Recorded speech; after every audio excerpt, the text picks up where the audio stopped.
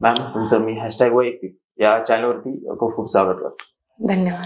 जेवढं सुख शेती देती तेवढा सुख मला नाही वाटत कुठला सेक्टर देत. आधी लॉकडाऊन लागणार होतं, फर्स्ट लॉकडाऊन, तर त्याच्या आधी आपला माल 195 रुपये किलो ठरलेला.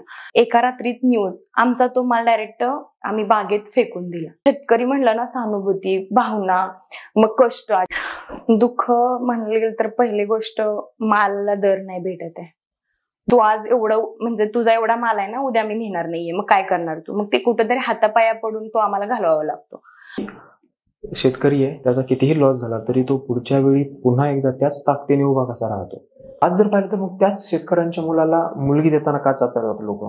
त्यामुळं येणाऱ्या काळात शेतीशिवाय पर्याय नाहीये आणि शेतीच एक गोष्ट अशी आहे की ती तुम्हाला पुढे घेऊन जाणार आहे. बाकी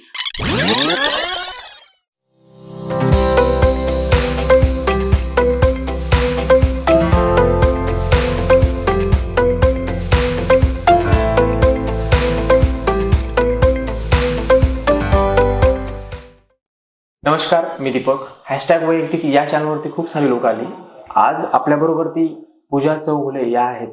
यांचा आजचा विषय जर पाहिला तर एक शेतकरी हा एक विषय आहे. त्यांचा जर बॅकग्राऊंड पाहिलं तर तुम्ही त्या IT सेक्टरमध्ये शिक्षण कंप्लीट झालं, त्याचबरोबर त्यांनी आता IT सेक्टरमध्ये काम देखील करतायत. पण आजचा त्यांचा ते बऱ्यापैकी त्यांच्या सोशल मीडियाच्या माध्यमातून किंवा काही ग्राउंड लेवलला शेतकरी किंवा शेतकऱ्यांचे विषय हा विषय चालतो.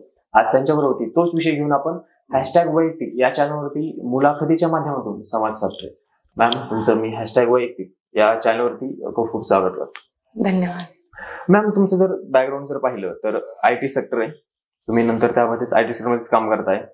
घरचे कदाचित शेतकरी आहेत, भाग वेगळा तो भाग वेगळा राहिला, पण तुम्ही आजचा विषय आपण शेतकऱ्यांवरती बोललं पाहिजे, शेतकऱ्यांविषयीच्या काही गोष्टी बाहेर आल्या पाहिजेत, असं का वाटलं की हा विषय घेण्याचं काय कारण आहे? मुळात बॅकग्राऊंड जे बोलताय IT सेक्टर आहे ते माझं एज्युकेशन बॅकग्राऊंड आहे. ऍक्च्युली बॅकग्राऊंड मी शेतकरी आहे. पहिली गोष्ट तर मग आमच्या घरात पारंपरिक शेती चालत आलेली. मग कुठेतरी वडील पण शिक्षण घेत होते. त्यांचं ग्रॅज्युएशन झाल्यानंतर त्यांनी पण जॉब केला, पण त्यांना माहित होतं की कुठेतरी जाऊन मला शेती करायची. मग एवढी सगळी परिस्थिती पाहिल्यानंतर त्यांचं पण हे होतं की मी मुलांना शिकवणार, पण शेवटी त्यांना शेतीच करायची. कळतंय का? म्हणजे त्यांचं असं होतं की हे लाईफ आहे जी आता चालू आहे सगळीकडे, नोकरी वगैरे, जे IT आहे, परत मार्केटिंग, जे काय आपण बघतोय फायनान्शियल वगैरे, तिथून पैसा येतोय, पण तो पैसा सुख देत नाहीये. जेवढं सुख शेती देती तेवढा सुख मला नाही वाटत कुठला सेक्टर देत असेल. तुम्ही बघत असाल, आपण येतोय इथं जे म्हणजे आलेत पुण्यात, मुंबईमध्ये सगळे लोक आलेले आहेत. ते शिक्षण घेऊन कुठेतरी पायावर उभा राहिले, पैसा घेतला, पण तो पैसा दिला कुठे? शेतीसाठीच दिला शेवटी. ठीक आहे, तो भाग वेगळा की ज्यांची चॉईस होती त्यांनी बिल्डिंग मध्ये लावला असेल, इन्व्हेस्ट केला असेल, पण 75% पैसा जे शिकून, गावाकडून शिकून पुण्यात येऊन नोकरी वगैरे केली, तो सगळा पैसा परत शेतीसाठी गेला माघारी. कारण शेतीनं तुम्हाला पुढे नेलं तर त्याला पण माघारी देणं हे ती परंपरा राहिली. त्यामुळं आज कुठेतरी बॅलन्स होत होतं, पण आता कुठेतरी एवढं बॅलन्स नाही होत आहे. शेती खूप महाग गेली, खूप जिथं आपण विचार पण नव्हतो करत. आपण जसं म्हणतो भारत हा कृषी प्रधान देश आहे, पण तेवढं शेतकऱ्याला प्राधान्य देताय का तुम्ही? नाही देताय. तर का नाही देताय ते वेगळी गोष्ट आहे, पण दिलं पाहिजे. हे कुठे ना कुठे सगळ्या घराघरात पोहोचलं पाहिजे. तर मला असं वाटत होतं, मी जॉब करते, मी खुश नाहीये, मी त्या गोष्टीसाठी खुश नाहीये. आपण बघतो कोरोनाच्या आधीपर्यंत मला पण चांगलं वाटायचं मुलींसारखं की चला आपण पुण्यात आहे, चांगल्या ठिकाणी राहतोय, खातोय, पितोय, एन्जॉय करतोय, कॉलेज सगळं. पण जेव्हा कोरोना नंतर परिस्थिती कळली घरी गेल्यानंतर, की आमच्या घरातला एक किस्सा, आमची बाग आहे द्राक्षाची, 5.5 एकर बाग आहे आपली. तर मार्केटिंग होतं 3.5 एकर. त्यामध्ये मार्केटिंग म्हणजे डायरेक्ट एक्सपोर्ट केला जातो तो माल. तर असं झालेलं, कोरोनाच्या आधी लॉकडाऊन लागणार होतं, फर्स्ट लॉकडाऊन, तर त्याच्या आधी आपला माल 195 रुपये किलो ठरलेला. आणि असं काय झालं, एका रात्रीत न्यूज, आमचा तो माल डायरेक्ट आम्ही बागेत फेकून दिला, तुडवून. म्हणजे बघण्याची विचित्र परिस्थिती झालेली ती. तर ती परिस्थिती मी खूप जवळून बघितलेली आणि ते माझे वडील, आमची सगळी बसलेली, माझी जी परिस्थिती आहे ती आमच्या अख्ख्या गावात झालेली. आमच्या गावात सगळे बागायतदार आहेत. 100 ते 120 एकर सगळी शेती आहे, ती फक्त द्राक्षाची शेती आहे.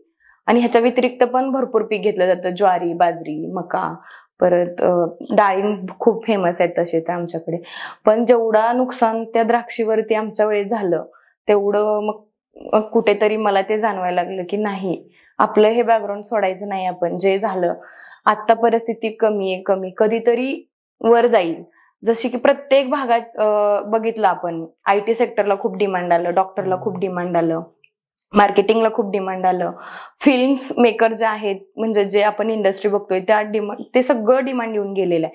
फक्त अजून शेतकरीला डिमांड नाही आलेलं आहे. आणि ते डिमांड ज्या दिवशी येईल त्या दिवशी मला नाही वाटत कोणी असं येऊन हे करावं की शेतकरी आहे, ही शेतकरी असं वेगळ्या वेळी नाही बघणार. शेतकरी हा ब्रँड मानला जाईल, ऍक्च्युअली ब्रँड मानला जाईल. आधी तर तो ब्रँड आहे, पण त्यावेळेस आता आपण जे म्हणतो ना IT, ते आपण बघण्याची पोझिशन बदलून जाते. तसं त्यावेळेस शेतकरी म्हणल्यावर तुम्हाला मान खालीच घालून त्यांच्याकडे झुकावं लागेल. त्यावेळेस ती एक फेज यायची राहिलेली आहे. त्यामुळं त्यासाठी बी रेडी. हा एक विषय झाला शेतकऱ्यांचा, पण त्याचबरोबर शेतकऱ्यांचे दुःख काय आहेत? दुःख म्हणलं गेलं तर पहिली गोष्ट, मालाला दर नाही भेटत आहे. जसं म्हटलं मी, कोरोना नंतर दर पडले, ते अजून पडलेलेच आहेत. थोडं म्हणजे वर 19-20 होत असेल तर लगेच त्याच्यावर मोर्चा निघतो, त्याच्यावरती गोष्टी एवढ्या व्हायरल केल्या जातात सोशल मीडियावरती की मग त्याच्यावर इन्फ्लुएन्स होतात लोक, आणि त्या गोष्टीला एवढा बाऊ बनवला जातो, मग ती गोष्ट एका महिन्याच्या आत पडली जाते. आपण एक्झाम्पल बघू शकतो की टोमॅटो 1 महिना खूप हाय राहिला खूप, आणि नंतर त्याला 10 रुपयानं पण हे केलं नाही, व्हॅल्यू दिली नाही. मग त्याचा एवढा मजाक बनवला की एवढा महाग झालाय, एवढा महाग, अख्खी न्यूज एवढी पसरली त्याची. तर त्याचा इम्पॅक्ट असा झाला की जेवढा आपण बघतो सोशल मीडियावरती दाखवलं जातं, दुःख दाखवलं जातं शेतकऱ्यांचं किंवा त्याच्या व्यथा मांडल्या जातात, ऍक्च्युअल मध्ये त्या असताना तुम्ही एवढा बाऊच केला नसता. तुम्ही केला म्हणून तर ते दर पडले गेले. सोनं वाढलं, आपण त्याचा बाऊ करत नाही, आपण काय म्हणतो सोनं वाढलं का, तर त्याच्याकडे बघण्याचा दृष्टिकोन वेगळा होऊन गेलेला आहे. ते बनवलंय, कुणी बनवला? तो आपल्याच लोकांनी बनवलाय. तसंच एक शेतकऱ्याकडे बघण्याचा दृष्टिकोन अजूनही लोकांचा खूप गरीब अशा वेगळ्या व्यथा किंवा आता पण सहानुभूती देतात फक्त, की शेतकरी म्हणलं ना सहानुभूती, भावना, मग कष्ट आठवतात. पण त्यांना पैसा मिळतोय का? मग ते जगतायत कसं? तुम्ही एवढ्या दिवसाची जर सहानुभूती थोडी जरी दिली असती ना मालाला दर, तर मला नाही वाटत तुमच्या सहानुभूतीची गरज आम्हाला पडली असती. ती एक गोष्ट आहे. तर खूप मोठी व्यथा ती आहे की आम्ही पिकवतोय, आम्ही तेवढ्या दिमागदारनी जे काय माल असतोय आमचा तो ऍज अ फ्रेश मार्केटमध्ये पाठवतोय, पण जे म्हणतो ना तेवढा दर भेटायला पाहिजे तेवढा भेटत नाहीये. तर आणि दुसरी गोष्ट, जरी भेटला त्यामध्ये मग टॅक्सेस, चार्जेस, आणि आता वेगळी पद्धत निघाली की गावागावात येऊन माल घेऊन जातात ते. पण ते जी मालगाडी येते किंवा काय, ती गाडी आपल्यापेक्षा जास्त कमवत असते ऍक्च्युअली.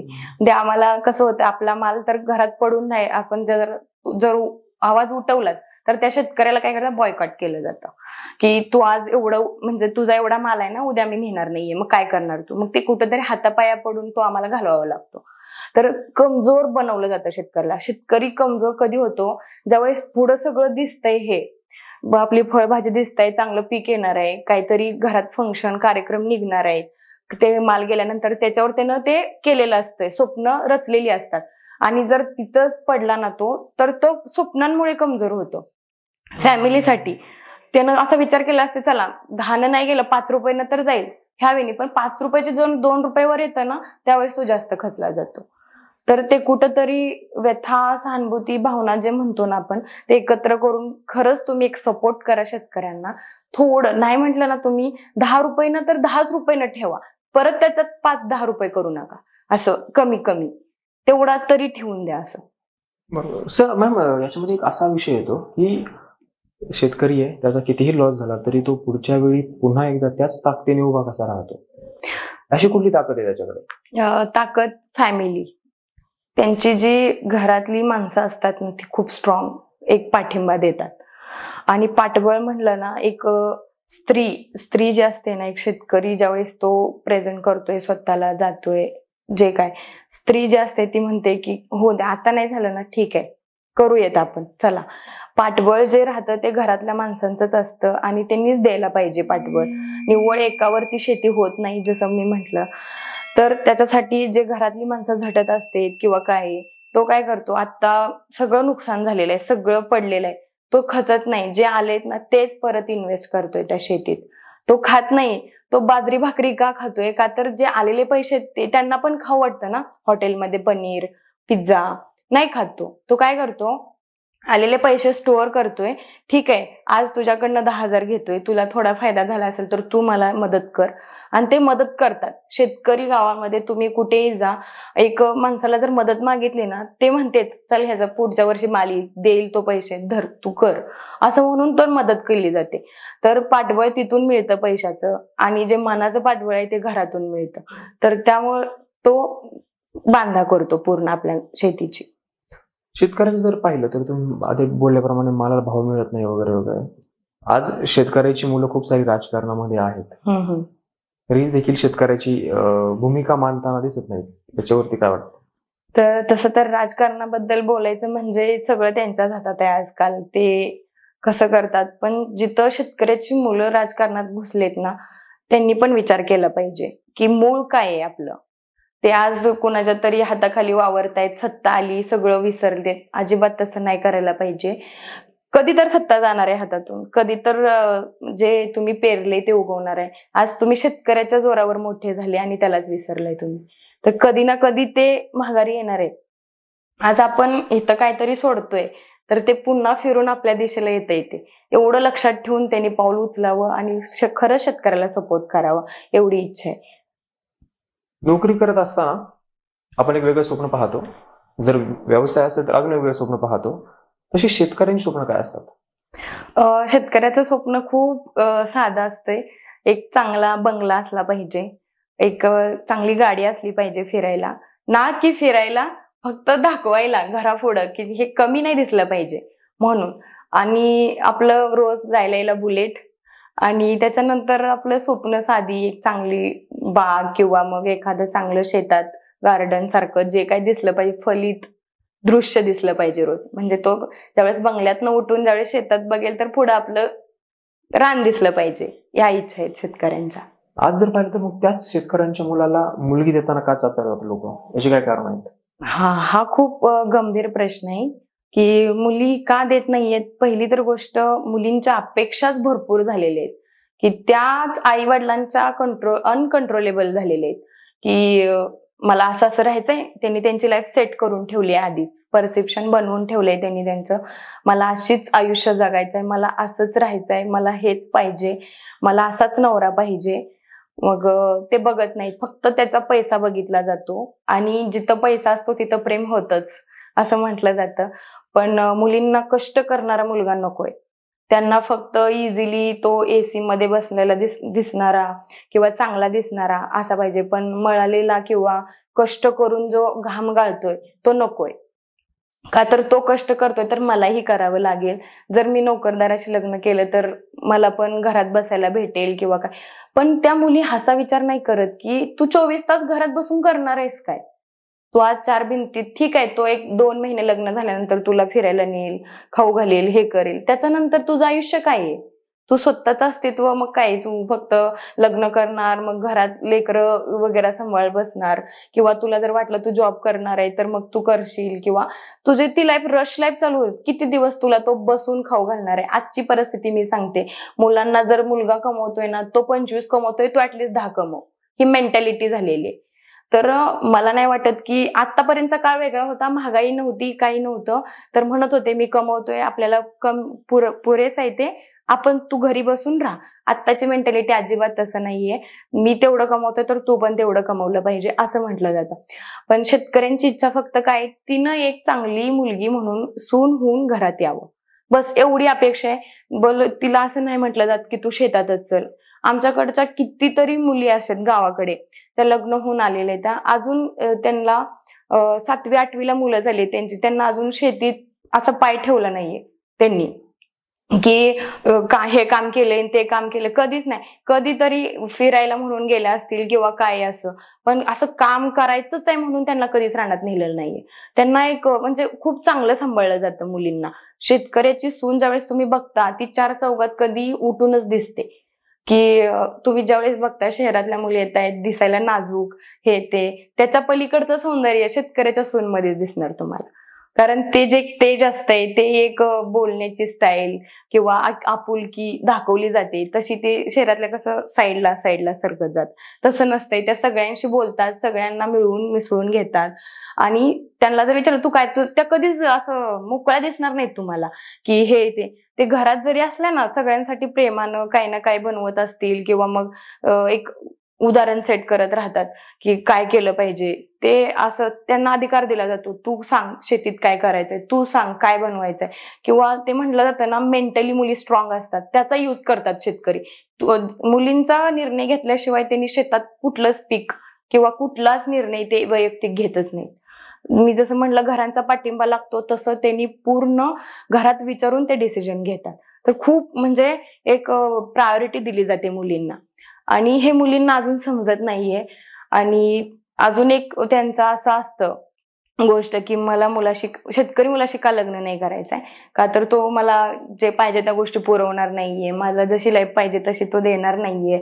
असं काही नाहीये, तो खूप चांगलं तुम्हाला सांभाळू शकतो. फक्त तुम्ही एकदा त्याच्यावर विश्वास ठेवा. ते म्हणतात ना कधीही म्हणजे बापाची स्थितीवर जगण्यापेक्षा कधी स्वतःच्या हिमतीवर जगा, तर ती गोष्ट रियालिटीमध्ये तुम्हाला शेतकरी मुलाशी बघायला भेटेल. ते म्हणलात की आपली जी मला मुलाशी शेतकरी मुलाशी लग्न करायचंय, आणि तुम्ही त्याचबरोबर ते बोललात की आजच्या काही अशा सुना आहेत त्या शेतीमध्ये अजून पाऊल पण ठेवलं नाही किंवा काम नाही केलं, मग शेतकरी नवरा का पाहिजे? काम नाही केलं शेतीमध्ये जाऊन, तर मग शेतकरी मुलगा का? असं मला म्हणायचंय की जे मुली म्हणतात मला काम करावं लागेल, मला शेतीत नेईल, मला कष्ट देईल तो, त्या मुलींसाठी असं आहे की अशी पण काही सिच्युएशन आहे आमच्या गावाकडे की त्यांना लग्न करून आणले पण त्यांना अजून रानात नाही नेलेलं आहे, किंवा तूच कर, आम्ही बायका लावतो, किंवा जे काय असतं ते प्रत्येकाला रोजगार पण देतो शेतकरी. असं नाहीये की आपल्याकडे पण आहेत गरीब लोक, जे वर्ग आहे रोजगार पाहिजे त्यांना रोजगार देतो, त्यांच्याकडून काम करून पण घेतलं जातं. तर त्यासाठी म्हणतो आम्ही. बाकी असं नाहीये की तू काम कधी कधी तर करावं पण लागतं, असं नाहीये. वेळ आल्या प्रसंगी, आणि त्या करतातही, कारण ते आपण म्हणतो ज्या वातावरणात आपण वाढत आहे ना तिथं पण आपली ती सवय लागून जाते, त्या अशा मोकळ्या नाही बसणार. पण एवढं पण तुम्हाला कष्ट नाही दिलं जात किंवा त्रास नाही दिला जात की तू जाच, तू करच, तुला हेच करावं लागेल, अजिबात असं नाहीये. तुम्ही त्याबरोबर ती शेतकऱ्याची जी लाईफ आहे ती एक, आणि त्याचबरोबर ती एक शहरामध्ये जी लोक जीवन जगतायत, जॉब असेल, नोकरी असेल, बाकीच्या गोष्टी या करतायत, त्याची एक लाईफ आहे. या दोन मुलींच्या मेंटॅलिटी कशा असतात? आता मेंटॅलिटी गावाकडच्या मुलींच्या मेंटॅलिटी म्हणायला गेलं तर साध्या, सिंपल, बाहेर वावरलेल्या नसतात जास्त शेतकऱ्याच्या मुली, असं लोकांचं परसेप्शन आहे. पण तुम्ही जर बघायला गेले तर सगळ्या शहरातल्या आलेल्या मुली ह्या गावाकडच्याच आहेत. हे शहर असंच मोठं नाही झालेलं आहे, गावाकडच्याच मुली शहरातल्या लोकांनी मोठं केलं किंवा शिक्षण घेऊन चांगल्या नोकरीला लागल्या, ह्या मागचं सहकार्य पण शेतकऱ्यांचंच आहे. आता माझ्या वडिलांची मेंटॅलिटी की माझ्या मुलींनी चांगलं शिक्षण घेतलं पाहिजे, माझ्या सगळ्याच वडिलांची मेंटॅलिटी अशी की मुलींनी चांगलं शिक्षण घेतलं पाहिजे, तिच्या पायावर उभा राहिली पाहिजे. चांगली गोष्ट आहे ही, पण कुठेतरी असं पण सांगितलं पाहिजे की वेळेप्रसंगी तू चांगला नवरा निवड, चांगला आयुष्याचा जोडीदार निवड, तुझ्याकडे तो राईट आहे. तू 10 लाखाचं कमवते म्हणून नवऱ्याकडनं 20 लाखाची अपेक्षा ठेवली तर मग कसं चालणार आहे? तर हे शहरातल्या मुलींचं झालंय असं की मी 7चं पॅकेज आहे मला, तर माझ्या नवऱ्याला ऍटलिस्ट 15चं तर पाहिजे, किंवा मग माझ्याकडे एक फ्लॅट आहे तर त्याच्याकडे ऍटलिस्ट 2 बंगले तर पाहिजेत, गाडी पाहिजे स्वतःची.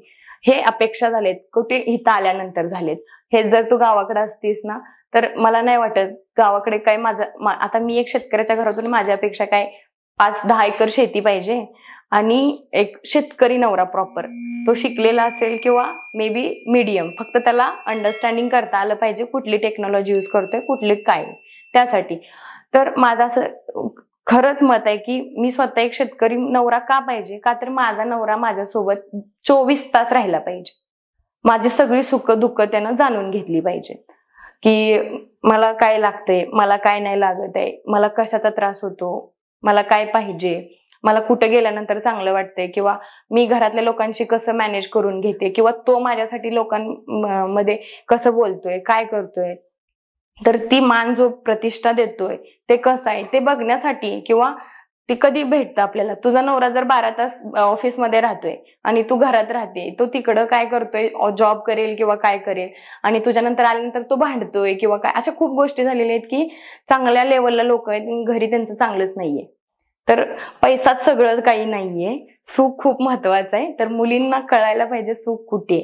तर शहरातल्या मुलींना आता असं वाटतंय, सगळ्याच नाही म्हणत मी, पण मी बघते आता ते दृश्य, की मुलींना पैसा म्हणजे प्रेम वाटायला लागलेला आहे. त्यामुळे त्या नोकरदाराशी लग्न करायची इच्छा ठेवतात.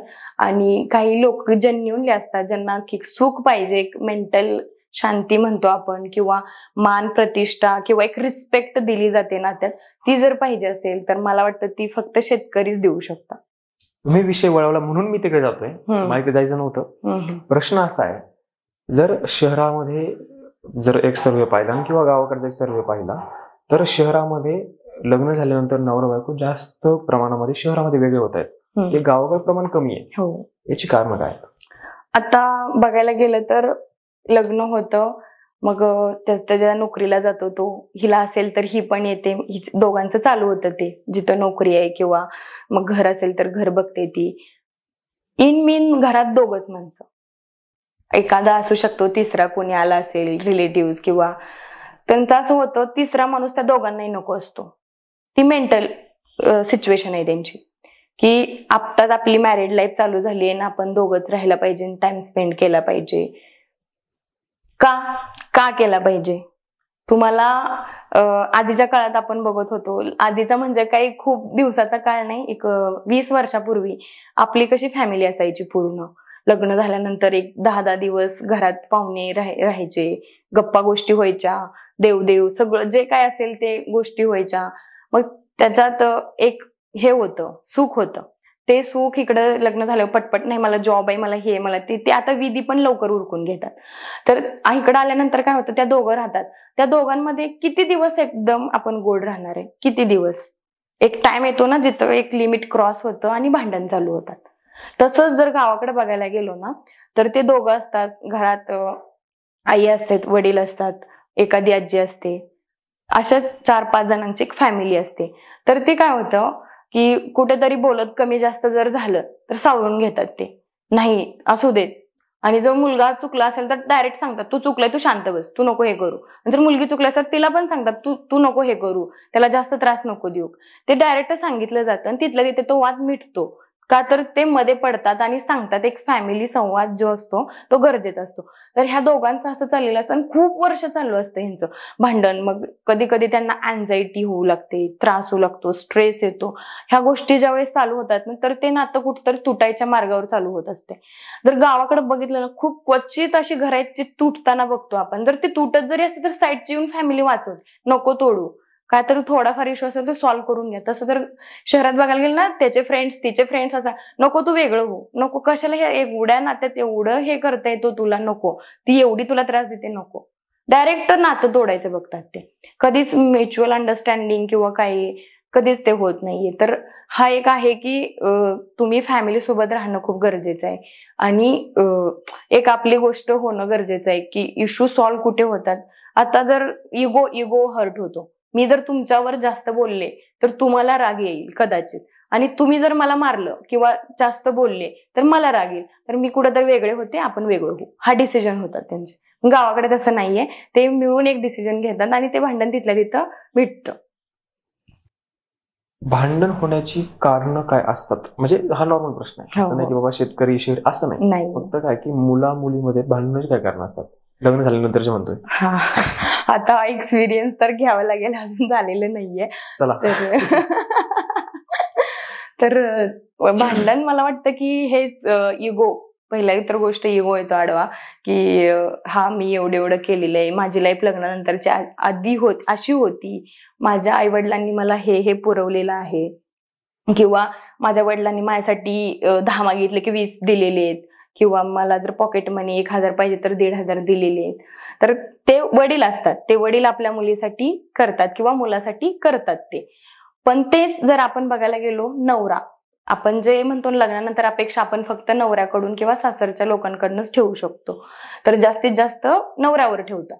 तर त्यावेळेस काय होतं, नवरा अजून स्ट्रगल लाईफ मध्ये असतो, बरोबर का नाही? तो अजून स्ट्रगल घेतोय, कमवतोय, तो अजून एका सक्सेसफुल पॉईंट पर्यंत पोहोचलेला नाहीये. त्यामध्ये जर तुम्ही अपेक्षा ठेवत बसला की माझ्या वडिलांनी मला 10 दिले ते 20 दिलेले, 10 मागितले तर 20 दिले, तर तसं मी पण तुला जर 10 मागितले तर तू 20 द्यायला पाहिजे. पण त्याच्याकडे नसतीलच तर तो कुठून देणार आहे? ठीक आहे. पण मे बी तुमच्या ज्यावेळेस तुम्हाला एक बेबी होईल किंवा बाळ होईल त्यावेळेस तुम्हाला तो चांगला वेल सेटल झालेला असेल तर तो मुलीला प्रोव्हाइड करतो. पण परत तोच प्रश्न येतो, माझ्या वडिलांनी ते दिलं म्हणून मला नवऱ्यानं द्यावं ही अपेक्षा करणं चुकीचं आहे. कारण माझ्या वडिलांनी जे मला दिलं ते माझ्या आईला दिलेलं का? आपण विचारतो का, आई तुला कधी पप्पांनी तुझ्या इच्छा अपेक्षा पूर्ण केलेत का? तिचं उत्तर कधी कधी गप्प बसेल किंवा मग मे बी जर मोकळ्या मनाची असेल तर ती सांगेल नाही. तर हे पण एक रिझन आहे की तुम्ही विचारत चला आईला, आपलं लग्न झाल्यानंतर तुम्ही आपल्या सोबत आपल्या आईला कम्पेअर करा, ना की वडिलांना, की आईनी काय कॉम्प्रोमाइज केले, आईनी कसा संसार केला हे बघा. त्यावेळेस तुमचा संसार किंवा तुमचं जे काही भांडण आहे ते कमी होईल. असं इन जनरल मुलीला मुलगा कसा असायला पाहिजे असं वाटतं? मुलीच्या अपेक्षा आता भरपूर झाले. ते म्हणतो ना, एक झाड आहे त्याला टोमॅटो पण पाहिजे, पण त्याला पेरू पण पाहिजे, त्याला पोटॅटो पण पाहिजे. तर ह्या सगळ्या गोष्टी म्हणजे मँगो, एकाच झाडाला सगळं पाहिजे त्यांना. म्हणजे मुलगा कमवणारा पाहिजे, मुलाकडे शेती पाहिजे, मुलाकडं फ्लॅट, गाडी, फोन, म्हणजे मला पाहिजे त्या गोष्टी वेळेवर दिल्या पाहिजे, त्यांना वेळ पण दिला पाहिजे, त्यांना म्हणजे सगळं ऑल ओव्हर त्यानं मला सगळं दिलं पाहिजे. अपेक्षा अपेक्षा अपेक्षा, ह्याच्या पलीकडं जास्त काहीच नाही. म्हणजे मुलींना असं वाटतं की तो माझी सगळी गरजा पूर्ण करतोय ना तरच त्याचं माझ्यावर प्रेम आहे. त्याच्या व्यतिरिक्त जर त्यानं माझं एखादी गोष्ट, त्यानं 2 गोष्टी घेऊन दिल्या आणि तिसरी गोष्ट घेऊन नाही दिली, भांडण. तू मला का नाही घेऊन दिली, तू घेऊन द्यायला पाहिजे होती मला ती गोष्ट, म्हणजे तुझं माझ्यावर प्रेम नाही, ब्रेकअप. तर ह्या गोष्टी आहेत ना, खूप अपेक्षा झालेल्या आहेत मुलांकडून. मग मला नाही वाटत, आता तुम्ही इंडिपेंडंट झालेला आहात, तुम्हाला माहितीये पैसा कमवणं किती हे अवघड आहे. पैसा असा झाडाला नाही लागलेला आहे की तोडा घ्या आणि खर्चा नाही. खूप कष्ट करावे लागतात त्यासाठी. तर कुठेतरी स्ट्रगल फेज मध्ये असताना मुलाला सपोर्ट द्या तुम्ही, की ना की त्याची पाय ओढा, त्याच्यावर बोट उचला, त्याला स्ट्रेस द्या की नाही मला नाही राहायचं तुझ्यासोबत, मग तू माझी गरजा नाही पूर्ण करू शकत, तू माझ्या अपेक्षाच पूर्ण नाही करू शकत, मला नाही राहायचं तुझ्यासोबत. मग त्या काय करतात, दुसरा तिसरा असं चेंज करायचा प्रयत्न करतात आणि ह्या सगळ्या अपेक्षेत परत त्या झिरो होऊन जातात. तर असं न करता कुठेतरी एक सपोर्ट करत चला, की त्याला पण वाटतं कधी कधी की माझ्या पार्टनरनं मला समजून घ्यावं, माझ्याकडे जर 10 रुपये तर दोघात 5-5 रुपयाचा चहा प्यावा. ही मेंटॅलिटी आहे आजकालच्या मुलांची. कुठेतरी त्यांना म्युच्युअल अंडरस्टँड करणं गरजेचं आहे दोघांनी पण. त्याला खूप अंडरस्टँड करत चला. मे बी सेम मुलाचं तसं आहे, मुलांनी पण मुलींकडून जास्त अपेक्षा न ठेवता ती जशी येईल तशी एक्सेप्ट करा तुम्ही, की ती ज्या अवस्थेत तुम्हाला आवडली, ती म्हणजे रडताना कशी दिसत होती, हसताना कशी दिसत होती, म्हणजे ती ड्रेस कोणता घातल्यावर कशी दिसत होती, त्या टायमाला फर्स्ट टाइम जे बघितलं तुम्ही, ती जशी आवडली ना लाईफ टाइम ती तशीच राहील असा तुम्ही प्रयत्न करत चला. कारण काही दिवसांनी जर झालं ना असं रिलेशन मध्ये आल्यावर, नको तू ते ड्रेस नको घालू, तू फक्त मला चांगली दिसली पाहिजे, लोकांनी तुझ्याकडे बघितल्यावर चांगलं नाही वाटलं पाहिजे, ही चुकीची आहे मेंटॅलिटी. तिला तसं आवडत होतं राहिला, ती तशी राहत होती म्हणून तर तुला ती आवडली. मग तिने जर चेंज केली तर परत तुला ती कशी आवडेल? हा पण एक पॉइंट आहे. सेम दोघांनी जसं एकत्र आलाय तसंच आयुष्यात राहणं गरजेचं आहे, तर ते नातं टिकते. माझा एक प्रश्न असेल किंवा हा उत्तर पण समजा, काही पण समजा, मुलाचं वय 22-25 पर्यंत असतं, त्याच्याकडनं तुम्ही फ्लॅटची अपेक्षा करताय, ज्याची प्राइस आज पुण्यामध्ये 50 लाख पर्यंत जाते. हो. त्याच्याकडनं गाडीची अपेक्षा करताय, ती 10 लाख पर्यंत जाते. त्याच्याकडनं अजून तुम्ही फोनची किंवा रिच लाईफची अपेक्षा करताय. 22 वर्ष 25 वर्ष पोरांनी एवढं कसं काय करायचं? Yes, exactly. मला वाटतं 22-23 वर्षापर्यंत त्याला सेट व्हायला लागतं. तर 2-3 वर्षामध्ये नाही कमवू शकत एवढं. नाही कमवू शकत. ही मेंटॅलिटी का? म्हणजे बरोबर. हे का समजत नाहीये की आपल्या वडिलांना, आपल्या वडिलांचं म्हणजे मुलीच्या वडिलांचं, माझी पण बहीण आहे, माझे पण वडील आहे, आपल्या वडिलांचं अख्खं आयुष्य गेलंय एवढंच कमवण्यामध्ये, तर एका 22-25 वर्षाच्या पोराकडून ही अपेक्षा कोण चुकीची वाटत नाही का? खूप चुकीचे. मी जसं म्हणलं, वडील आपल्याला सगळं देऊ शकतो, नवरा कुठेतरी कमी करू शकतो आपल्याला. ते समजून घेणं गरजेचं आहे. का करू शकतो? तो अजून स्ट्रगल फेज मध्ये. आपल्या वडिलांना कधी केलं, मुलगी झाल्यानंतर मे बी मला त्यांनी आत्ता, माझं वय आता 23 चालू आहे, तर 23 वयामध्ये मला सगळ्या गोष्टी मिळायला लागलेत. मे बी मी लहान असताना मला आठवत नाहीये मला काय दिले काय नाही ते. बरोबर आहे का नाही? का तर ते कमवायच्या किंवा स्ट्रगल फेज मध्ये होते माझे पप्पा. तर आता ते कुठेतरी वेल सेटल थोडेफार झालेले आहेत, मे बी झालेले आहेत, अजून नाही. अजून ते शेतात कष्ट करतात, तर तरी पण ते अपेक्षा पूर्ण करायचा प्रयत्न करतात. तसंच आपला लाईफ पार्टनर पण करेल किंवा तो आत्ताच करायला पाहिजे असा विचारच करणं चुकीचं आहे मुलींनी. कारण तुमच्या बरोबर त्यानं शिक्षण घेतलेलं आहे. 21 वयामध्ये शिक्षण पूर्ण होतं, जे काही इंजिनिअरिंग असेल, जर डॉक्टर असेल तर 24 मध्ये कम्प्लीट होतं. तर ह्या काही गोष्टी, त्याच्यानंतर 2 वर्षानंतर जॉबचं मे बी सेटलमेंट जाते. आता आपण बऱ्यापैकी शेतकऱ्यावरती बोललायत, आपण कोणाशी लग्न करणार आहेत? मी शेतकरी मुलाशी लग्न करणार आहे. आता जर पाहिलं तर शिक्षण इंजिनिअरिंग IT मध्ये कम्प्लीट केलं. हो. शेतकरी मुलाशीच लग्न काय? त्याच्या मागचं काय कारण आहे बाबा? कारण म्हणजे आतापर्यंत तुम्ही वेगवेगळी कारण सांगितली आहेत, तो विषय घेऊन बोललात, कारण जी पाहिलेली परिस्थिती असेल किंवा आपल्या घरचे असतील विषय ते पाहून बोललात. पण तोच मुलगा का? त्याचे काय कारण? शेतकरी मुलगा का पाहिजे? पहिली गोष्ट, मी शेतकरी बॅकग्राऊंड मधून आहे, मला माहिती आहे त्यांची मुलं कशी असतात, लॉयल असतात, त्याच्यानंतर खूप स्ट्रगलिंग असतात. आणि असं म्हणतात की शेतकऱ्याची मुलं जे असतात ना, बापाच्या जीवावर उड्या नाही मारत, त्यासाठी. म्हणून शेतकरी नवरा पाहिजे मला. आणि मेन रिझन हे की मला माझा नवरा खरंच 24 तास माझ्यासोबत पाहिजे. म्हणून मला लग्न करायचं शेतकरी मुलाशी, की मला काय पाहिजे काय नको, किंवा त्याला काय पाहिजे काय नको हे बघणं खूप गरजेचं आहे. आणि आजकालची नाती अशी आहेत की जरा काय झालं की तुटतात, तर तसं नकोय मला.